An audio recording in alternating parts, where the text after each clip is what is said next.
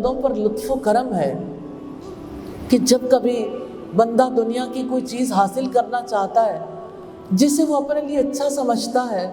اور اللہ تعالیٰ کے علم میں اس کے لیے اچھی نہیں ہوتی، تو اللہ تعالیٰ بندے اور اس چیز کے درمیان حائل ہو جاتا۔ کتنی بار ایسا ہوتا ہے کہ ہم کہتے ہیں مجھے پتہ نہیں تھا، مجھے اس بارے میں پتہ نہیں تھا، اور اللہ تعالیٰ کی ایسے رحمت ہو گئی، آپ نہیں جانتے کہ یہ کیسے ہو گیا، لیکن وہ ہو جاتا ہے کیونکہ آپ کو یقین نہیں ہوتا کہ آپ ایسا کرنے کی طاقت رکھتے ہیں۔ اس لیے آپ آسمان کی طرف دیکھتے ہیں اور کہتے ہیں اللہ تعالیٰ اپنے بندوں پر بہت مہربان ہے۔ پھر وہ خفیہ مہربانی اس طور سامنے آتی ہے کہ وہ اس کے لیے خفیہ اسباب پیدا کر دیتا ہے، اور پھر اللہ تعالیٰ کی رحمت کو ہم پا لیتے ہیں، اور اس کے بعد کوئی کہتا ہے کہ یہ مال مجھے میرے علم کی وجہ سے ملا، کوئی کہتا ہے جو مال ملا ہے وہ مجھے میری محنت کی وجہ سے ملا، کوئی کہتا ہے کہ آج میں جہاں پہ ہوں مجھے فلاں ڈگری کرنے کا موقع ملا جس کی وجہ سے میں آج ایسے مقام پر پہنچا ہوں۔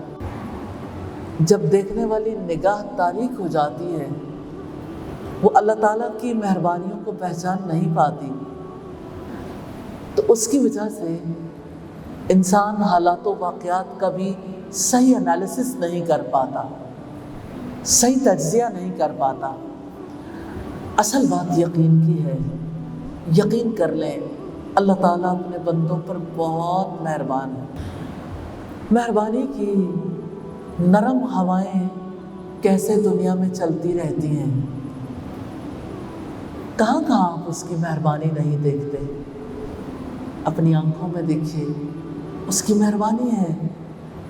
یہ اس کی مہربانی ہے جس کی وجہ سے آنکھیں دیکھتی ہیں، اس کی مہربانی ہے کہ کان سنتے ہیں، اس کی مہربانی ہے کہ زبان بولتی ہے، اس کی مہربانی ہے کہ ہمیں باتیں یاد ہیں، اس کی مہربانی ہے جس کی وجہ سے ہم سوچنے سمجھنے کے قابل ہیں، یہ اس کی مہربانی ہے جس کی وجہ سے اس نے ہمارے لیے اپنی معرفت کے دروازے کھول دیے۔ اور اب دیکھیے کہ جب ہم سو رہے ہوتے ہیں تو وہ اس بات کو پسند کرتا ہے کہ ہم اٹھ کر اس کے سامنے دعائیں کریں۔ اس لیے کبھی ایسا ہوتا ہے کہ کھڑکی کھلی ہے تو اچانک پرسکون ہوا آتی ہے اور زور کے کھٹکا ہوتا ہے، آنکھ کھل جاتی ہے اور آپ اٹھتے ہیں، وضو کرتے ہیں اور نماز کے لیے کھڑے ہو جاتے ہیں۔ کبھی ایسا ہوتا ہے کہ کوئی بچہ آپ کے کمرے کے پاس سے شور مچاتا ہوا گزر جاتا ہے، کبھی ایسا ہوتا ہے